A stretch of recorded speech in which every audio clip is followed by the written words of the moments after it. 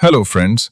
जैसा कि आप सभी जानते हैं, हमारा चांद हमसे लगभग 3,84,000 किलोमीटर दूर है, जहां लगभग 57 साल पहले 1969 में इंसान ने पहली बार कदम रखा था।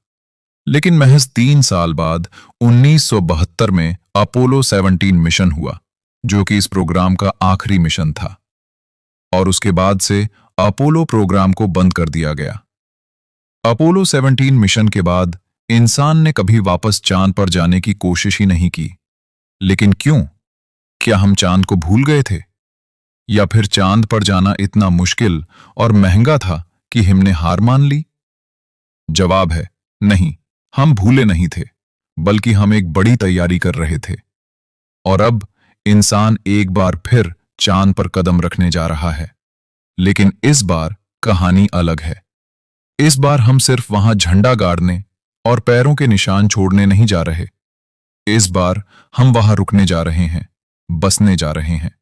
और इसी मिशन का नाम है आर्टेमिस मिशन। आज के इस वीडियो में हम समझेंगे कि यह मिशन क्या है। तो चलिए शुरू करते हैं इस रोमांचक सफर को।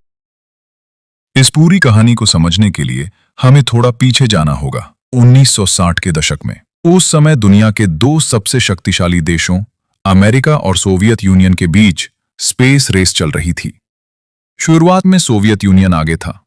उन्होंने पहला सैटेलाइट स्पुतनिक लॉन्च किया और पहले इंसान यूरी गागरिन को स्पेस में भेज दिया। अमेरिका पिछड़ रहा था, इसलिए वहां के राष्ट्रपति जॉन एफ कैनेडी ने 1961 में एक बेहद साहसी घोषणा की कि इस दशक के खत्म होने से पहले अमेरिका चांद पर इंसान उतारेगा। I believe that this nation should commit itself to achieving the goal before this decade is out of landing a man on the moon and returning him safely to the earth. और यहीं से शुरुआत हुई NASA के मशहूर Apollo programme की।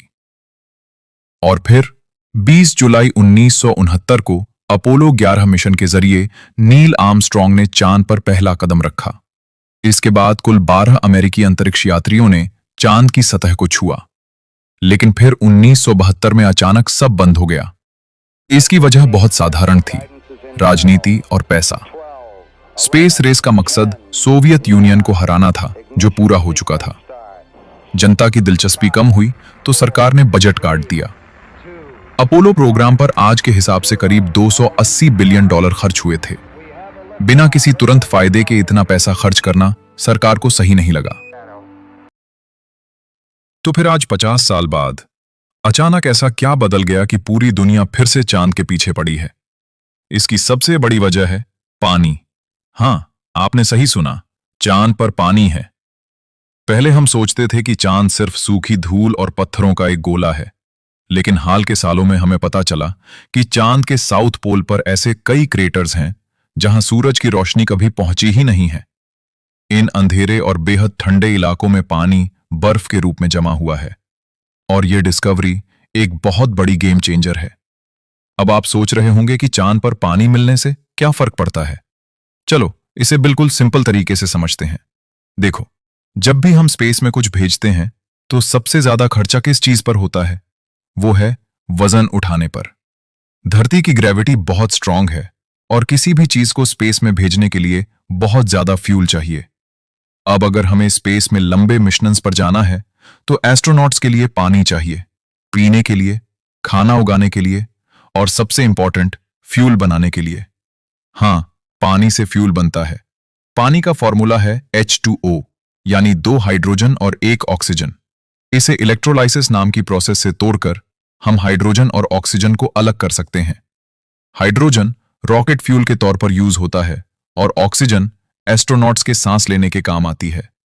तो अगर चांद पर ही पानी मिल जाए तो हमें धरती से इतना पानी लेकर जाने की जरूरत नहीं, और इसी से मिशंस काफी कॉस्ट इफेक्टिव हो जाते हैं। और यहीं पर एंट्री होती है आर्टेमिस प्रोग्राम की। नासा का ये वो प्रोग्राम है जो इंसानों को वापस चांद पर ले जाएगा। और इस बार सिर्फ जाना नहीं है, बल्कि वहां एक परमानेंट प्रेजेंस बनानी है। इस पूरे प्रोग्राम को समझने के लिए इसे 4 पार्ट्स में बांट लेते हैं। आर्टेमिस 1, जो नवंबर 2022 में ही सफलतापूर्वक पूरा हो चुका है। ये एक अनक्रूडेड मिशन था, यानी इसमें कोई इंसान नहीं था। इसका मकसद था नासा के नए rocket SLS space launch system और स्पेसक्राफ्ट ओरायन को टेस्ट करना। SLS अब तक का सबसे पावरफुल रॉकेट है, जो 30 मंजिला बिल्डिंग जितना ऊंचा है। इस टेस्ट ने प्रूव कर दिया कि हमारा सिस्टम काम करता है। आर्टेमिस 2, ये मिशन भी अप्रैल 2026 में पूरा हो चुका है। इस मिशन में पहली बार 4 एस्ट्रोनॉट्स ने ओरायन स्पेसक्राफ्ट में बैठकर चांद के चारों तरफ चक्कर लगाया। ये मिशन करीब 10 दिनों का था। इसमें लैंडिंग नहीं की गई, ये बस एक टेस्ट फ्लाइट थी, ये देखने के लिए कि इंसान इसमें सेफ रह सकते हैं या नहीं। आर्टेमिस 3, ये मिशन चांद के ऑर्बिट तक जाएगा और वहां गेटवे स्पेस स्टेशन और नई टेक्नोलॉजीज के साथ ऑपरेशंस को टेस्ट करेगा। लेकिन दोस्तों, असली रोमांच के लिए हमें आर्टेमिस 4 का इंतजार करना होगा। आर्टेमिस 4 वो ऐतिहासिक मिशन होगा जिसमें 50 सालों के बाद इंसान पहली बार चांद की सतह पर कदम रखेंगे। इस मिशन में लैंडिंग के लिए वही महारॉकेट इस्तेमाल होगा, स्पेसएक्स स्टारशिप। आर्टेमिस 4 में ओरायन स्पेसक्राफ्ट से एस्ट्रोनॉट्स स्टारशिप में ट्रांसफर होंगे और फिर स्टारशिप उन्हें चांद के साउथ पोल पर सुरक्षित उतारेगा। ये एक बहुत ही कॉम्प्लेक्स और चुनौतीपूर्ण मिशन होगा, लेकिन जब यह सफल होगा तो ये इंसानी इतिहास का सबसे बड़ा दिन होगा। तो ये था हमारा आर्टेमिस मिशन का पहला चरण, और ये तो अभी शुरुआत है। हमने देखा कि कैसे नासा और स्पेसएक्स मिलकर चांद पर वापस जाने का सपना पूरा कर रहे हैं। लेकिन सवाल अभी बाकी हैं। चांद पर बसना कोई पिकनिक तो है नहीं। वहां के एक्सट्रीम टेम्परेचर, खतरनाक रेडिएशन से अंतरिक्ष यात्री खुद को कैसे बचाएंगे? और सबसे बड़ा सवाल, क्या चांद पर बेस बनाने का असली मकसद सिर्फ चांद ही है, या ये मंगल तक पहुंचने का एक जरिया है? इन सभी सवालों के जवाब हम जानेंगे अपने अगले वीडियो में।